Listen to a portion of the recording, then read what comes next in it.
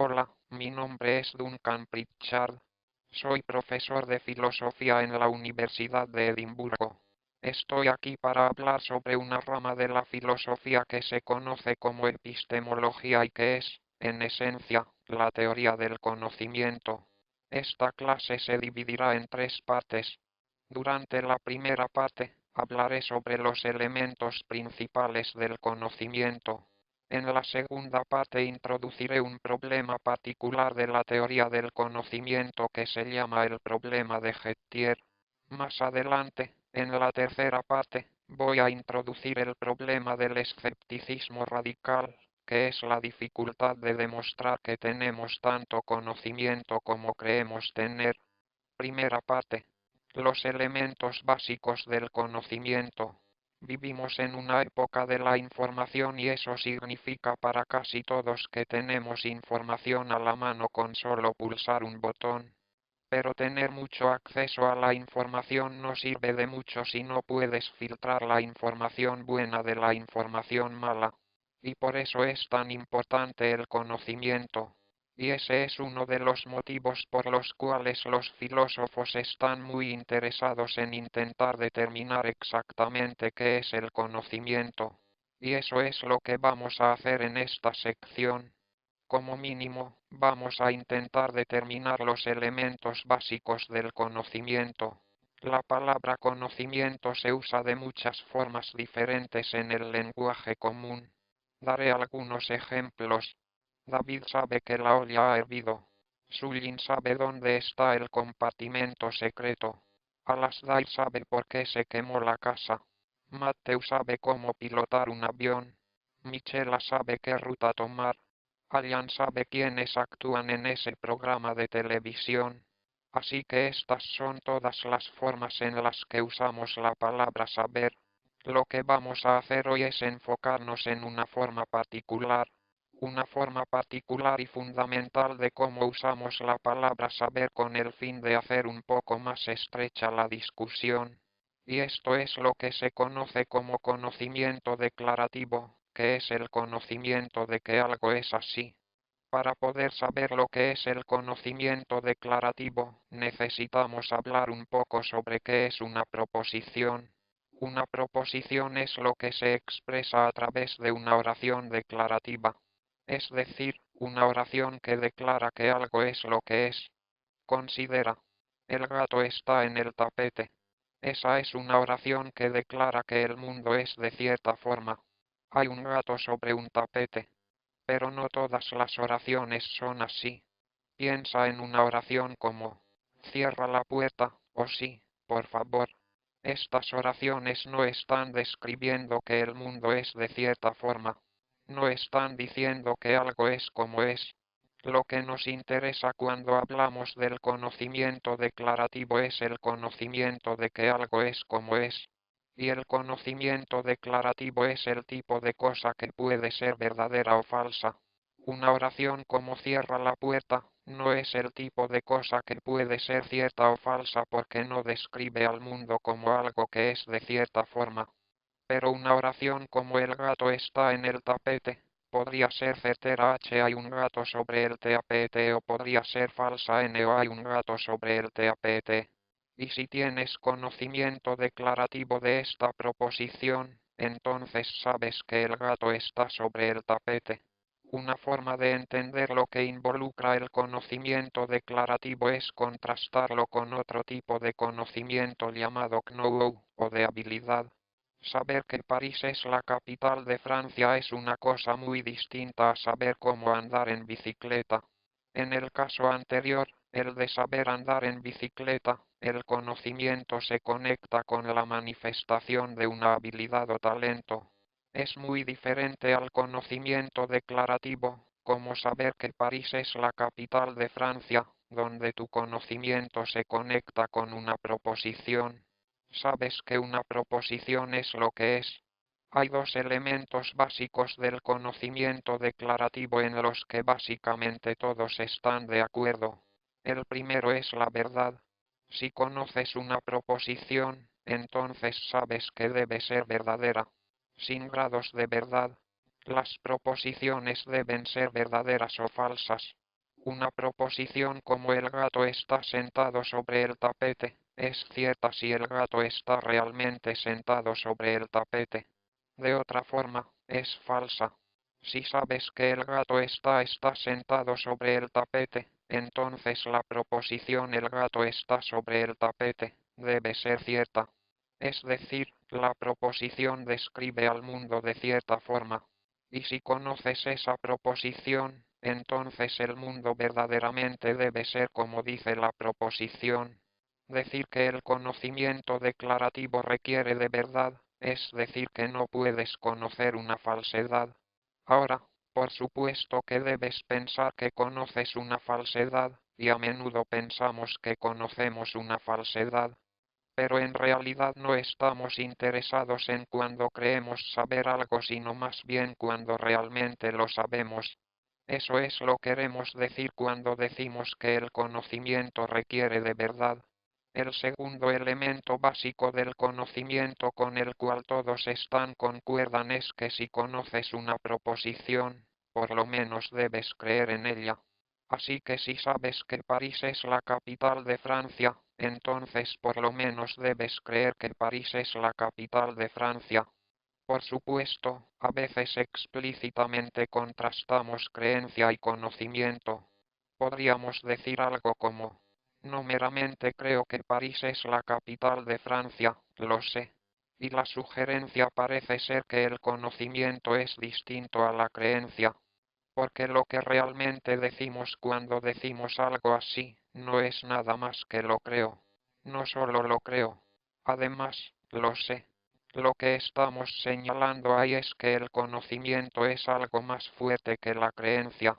Por supuesto, eso es completamente compatible con la noción de que el conocimiento requiere, como mínimo, creencia. Nota que cuando decimos que el conocimiento requiere veracidad, lo único que queremos decir por ello es que no podemos conocer una falsedad. En particular, no estamos sugiriendo que cuando conoces, debes ser infalible o que debes estar completamente seguro. Por ejemplo, supuestamente sabes lo que desayunaste esta mañana. Por supuesto, podrías estar errado.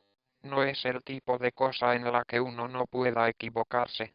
No es algo sobre lo que no se pueda errar. Pero suponiendo que no cometiste un error y que realmente recuerdas correctamente lo que desayunaste esta mañana, entonces, bajo cualquier estándar normal de conocimiento, se considera que sabes lo que desayunaste esta mañana. Así que el conocimiento no requiere de certidumbre, no requiere de infalibilidad, pero es inconsistente con conocer una falsedad. La segunda cosa que debemos notar es que cuando hablamos de conocer una preposición, queremos decir justo eso. En especial no queremos decir que sabemos que la preposición es posible o probable. Ese es un asunto aparte. Considera la afirmación de que los humanos han ido a la Luna y compárala con la afirmación de que es posible o probable que los humanos hayan ido a la Luna. La segunda afirmación es mucho más débil que la primera.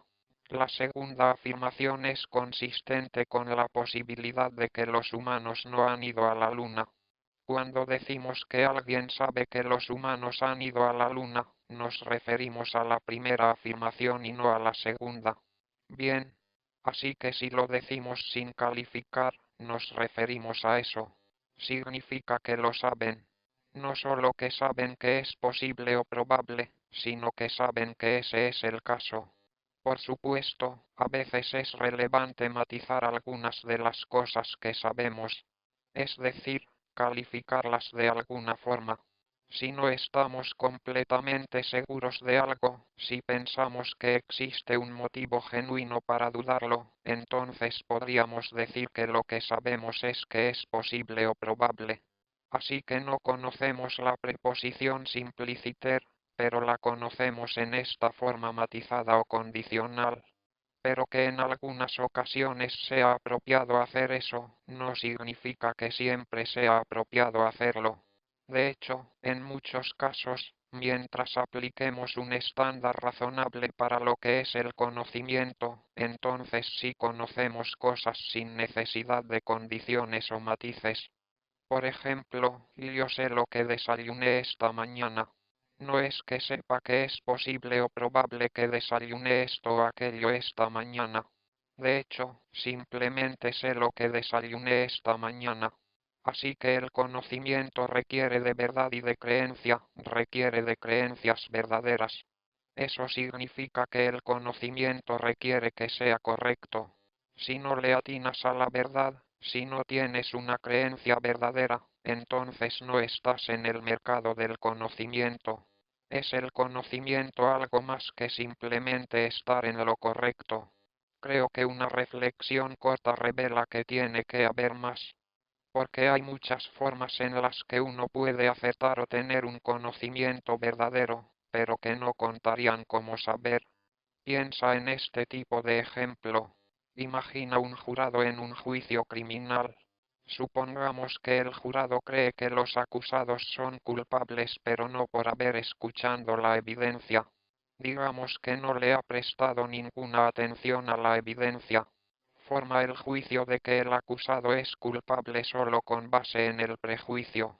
El jurado formó su juicio en un instante con base en el prejuicio de que el acusado es culpable. Bien podría ser que el acusado es culpable. Así que tiene una creencia verdadera. Le atinó. Pero claramente no contarías cómo saber que el acusado es culpable con solo formar un juicio rápido basado en un prejuicio. Compara a un jurado que forma su creencia sobre la culpabilidad del acusado a través del prejuicio con otro tipo de jurado que pone atención cuidadosa a la evidencia, reflexiona sobre las cuestiones, escucha el testimonio de ambos lados, escucha las direcciones del juez y todo eso, y así forma un juicio de que el acusado es culpable. Ambos miembros del jurado terminan con el mismo veredicto. Y, por supuesto, ambos aciertan.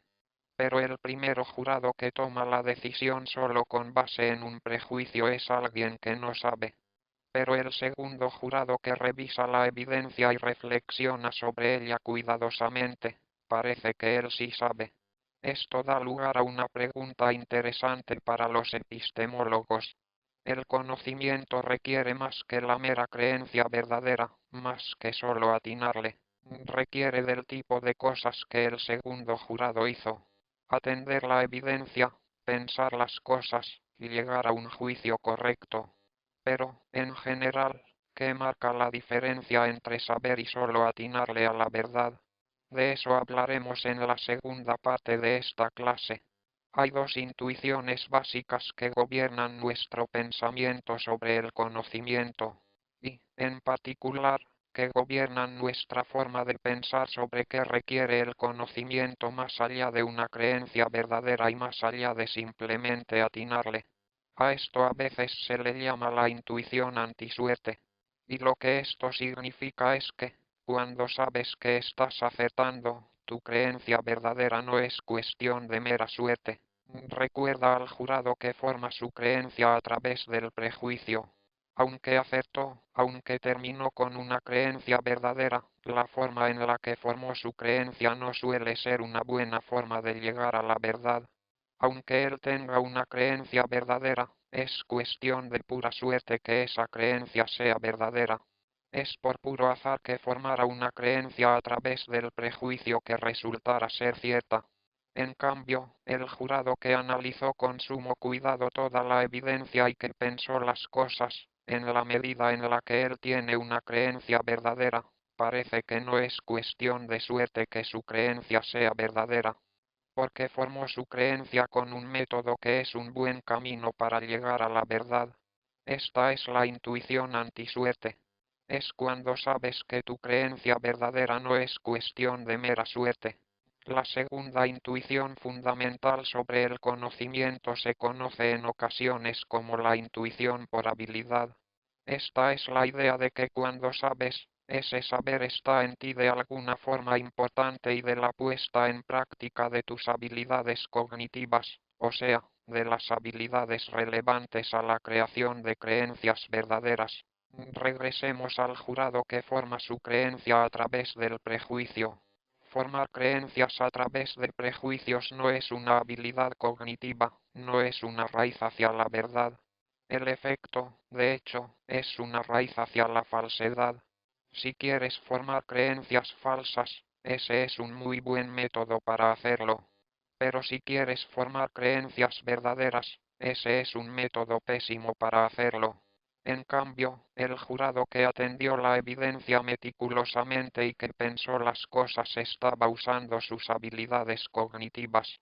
Y es por eso que muchos dirían que eso cuenta como saber, porque llegó a la verdad a través de sus habilidades. Su éxito cognitivo, su creencia verdadera, se debe a él mismo y a sus habilidades cognitivas de cierta forma importante. Esto no sucede con el jurado que forma creencias partiendo del prejuicio. Así que tienes dos intuiciones fundamentales sobre el saber, y resulta que pueden estar estrechamente relacionadas. Podrían terminar siendo, en esencia, la misma intuición. La primera dice, si sabes, tu creencia verdadera no se debe a la suerte. La segunda dice, si sabes, tu creencia verdadera se debe, de alguna forma, a tus habilidades. Y como dije, podrían terminar siendo la misma intuición, porque podrías pensar que el hecho de que tu creencia verdadera no sea cuestión de azar se debe a tus habilidades cognitivas. ¿Acaso decir que tu creencia verdadera depende de tus habilidades de alguna forma significativa no es decir que estás descartando que sea cuestión de suerte? Tenemos estas intuiciones fundamentales sobre el conocimiento que gobiernan nuestra forma de definir qué se requiere más allá de simplemente acertar. El jurado con prejuicios no satisface ninguna de estas intuiciones y eso es parte del por qué él no sabe. Mientras que nuestro jurado que piensa las cosas y pone atención a la evidencia satisface estas intuiciones. Eso es uno de los motivos por los que pensamos que él sí sabe. Aquí están las conclusiones de la primera parte. Vimos que vamos a enfocar nuestra atención en un tipo particular de saber que se llama conocimiento declarativo. Saber que una preposición es verdadera.